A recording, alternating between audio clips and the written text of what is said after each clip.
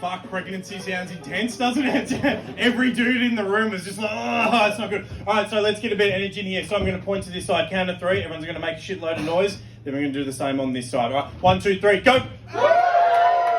1, 2, 3, go. Everyone together, 1, 2, 3, go. You, just you, go. Whoa. Cool, there was a bit of a delayed response there, but that's good, yeah. Good, your actions were really good there. The eyes said, get fucked. That's fine. What's your name? Rhiannon. Rhiannon, thank you for being here, Rhiannon. Crowd work over, so you can breathe in the front row. So welcome tonight. My name's Jeremy Dooley, and I just want to apologise right from the outset. I've been a little bit crook lately. It's fine. I got tested, came back clear. I hopped on the internet because I couldn't get into my GP. And according to Google Doctor, I've got bruised ovaries. Bit of a shock for me. Bigger shock for my new gynecologist. But I have hurt myself. I recently broke my collarbone. And when you break your collarbone, your arm's in a sling. And it's great because people give you sympathy. But I landed on my neck. So it could have been way worse. Because I could have been in a neck brace. And I would have got no sympathy. Yeah, everyone just would have assumed I'd committed insurance fraud. It's all happening. Something really wild, something really intense happened in my family last year. And look, I know a lot of intense things have happened to people over the last few years, but something really wild happened in my family. My grandmother got Facebook. Yeah, she's old, ethnic, and has way too much time on her hands. Like, she'd be the old wog who'd be out the front watering the footpath to keep an eye on what was happening in the neighbourhood. Now, because of Facebook, she knows what's happening in every single neighbourhood. Like, she knows what my ex-girlfriend's new boyfriend's sister is doing. It's meth.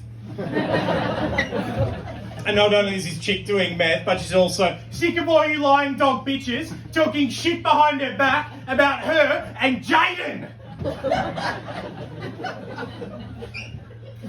Is anyone in here called Jaden? Of course not, it's a comedy show, not Centrelink.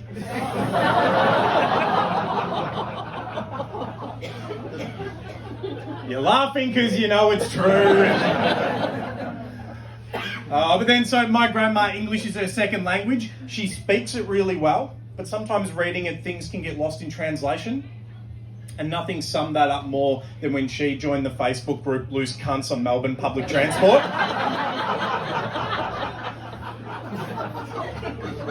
I wish I was making this up. I'm not creative enough to come up with something like that. And I thought, all right, maybe she didn't understand that. The picture of this Facebook group was of a guy standing in a train carriage. He had a black hoodie on that was about 5 sizes too big. Red flag. He had a rat tail haircut with the rat tail majestically cascading over his shoulder. Red flag. He had white sunglasses on. Massive red flag. And he had a beanie on that he got from a servo, and I know this because it had flames embroidered the whole way around. Yeah, old mate was standing in the train carriage on a seat, squatting down, doing a shit. And my grandma joins that group. And look, so I don't know, like, if you've been to an old ethnic house before, but a lot of old wogs, they've got a second lounge room that isn't really used for anything. My grandparents, they've got one of these. Like, I don't know what it's for, but my grandparents' one covered in plastic sheets. Maybe they're just into that sort of shit. I don't know. Crazy stuff. This time, 12 months ago, I was in a long-term relationship and I had a full-time job. Now, nah. Yeah, get fucked. No, but I literally went in an instant from getting that really heart-wrenching, gut-wrenching text message, we need to talk, to getting something even worse. You received a new message in your MyGov inbox. So 1 minute trying to have sex with my girlfriend, next minute getting fucked by Centrelink.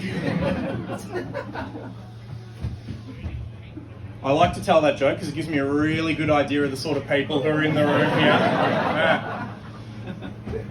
People who've never been on Centrelink. And some comedians.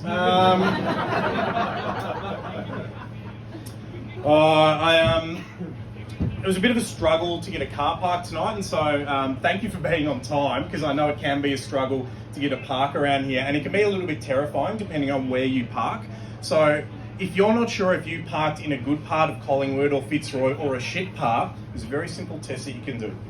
If you're walking to your car and you start to see supermarket trolleys, that's it. That's the whole test. Like, if you're not near a supermarket and you start seeing supermarket trolleys, run for your life. Like, I grew up in a pretty magical part of Melbourne, a place called Glenroy, which is famous for being next to a place that's really shit called Broadmeadows. And I'm not sure if you're laughing because you're from a similar area or because, like, oh, that guy looks dodgy. You're right. And so, like, in that area, lots of fucking supermarket trolleys. I was walking my dog the other day and I saw a pristine, mint condition supermarket trolley from Bilo. Do you know how long it's been since Bilo existed? Imagine how terrified this trolley is in Broadmeadows. All his mates are on bricks. All his other mates have no trolley pole because people are getting bashed with them. So if you're walking to your car and you start to see supermarket trolleys, just fucking run, alright? That's safety first there, teamwork second, look after each other. Oh, I'm trying to sort myself out, trying to get into shape. When it was registering for the comedy festival, I set myself a target. I'm like, all right, I've got to lose 8 kilos. So I did one of those fitness challenges, and now I've got to lose 12 kilos. And I should know better. Like, I'm a fully qualified strength and conditioning coach, which is a really fancy way of saying that I'm a personal trainer. Which is a really fancy way of saying I should have studied harder. Like, I had a conversation with a guy at work at the gym, 45 minutes, best way to boil a chicken breast. Like, that's the sort of... So, like, my eating habits are so cooked. I fear the judgment of the Uber Eats guy. When he rocks up, I have to yell out to my housemate that the food's here so that that guy doesn't judge my order. Last night, went through drive-through after the show, and I strategically picked the fast food joint because they had a big car park, because I wanted to eat in my car so I could hide the evidence before I got home. And so I parked far away from all the other cars because I was worried about their judgment, and then a car parked next to me, so I had to leave. And I ate in the garage in my car so I could hide the evidence before going inside. I live alone. It's only me. My mates, I hate comparing myself to my friends, but it's hard not to sometimes. Like, my two closest mates, like, a lot of my friends actually are doing really well. Like, they own houses, they have share portfolios, and I have a cupboard filled with plastic bags. Like, inside other plastic bags, inside other plastic bags. It's like the shittest babushka, inside other plastic bags. But, like, my two closest mates, one of them, like, I remember growing up, very specifically said to me, Jez, when I grow up, I'm going to be a lawyer. And so he did really well at school. He went to uni, studied law, went to law school, became a lawyer for a few years, and then he quit to become a property developer. And now he lives in a penthouse in Sydney Harbour overlooking the bridge. What a failure. I have another mate, and he said to me, Jez, I really want to help people. I'm going to become a psychologist. What a fucking idiot! There's no market for psychologists. Like, when was the last time you heard someone say, I really need a psychic gynecologist? Like...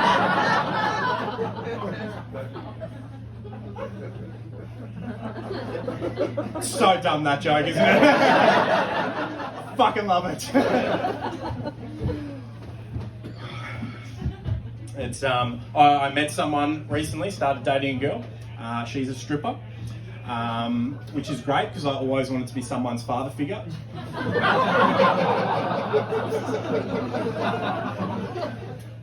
It's fine though, that's how we bonded. That was our mutual common ground because I grew up I went to Catholic schools growing up.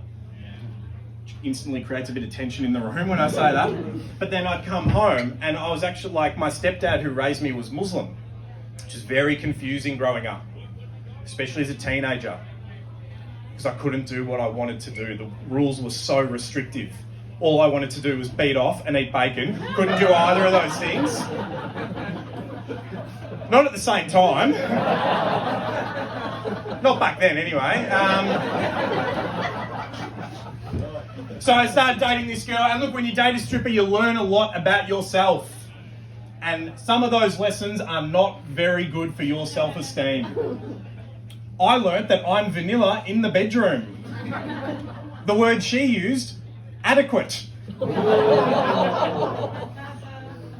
So she's really into toys. And she's got this one, she pulls it out, it's in this redwood box, it's very intricate carvings on it. She opens it up and it's like a black fur interior. And she can see me just edging across the side of the bed. And she's like, no, Jez, you don't need to worry, it's high lux. But then she refers to me as her little Corolla.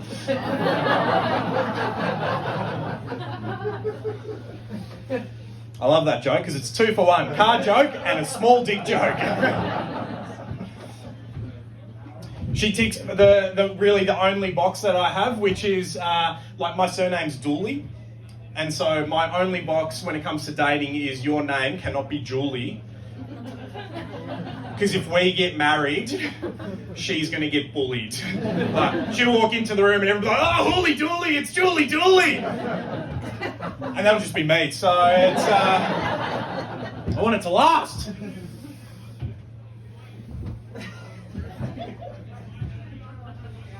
You're still thinking about Lisa's mum, are you?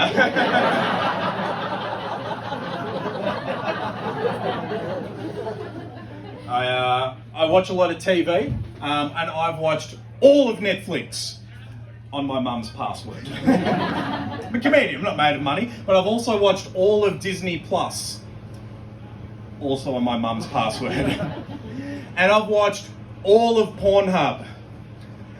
That's free, so it's... Yeah, Mum didn't want to give me her password for premium.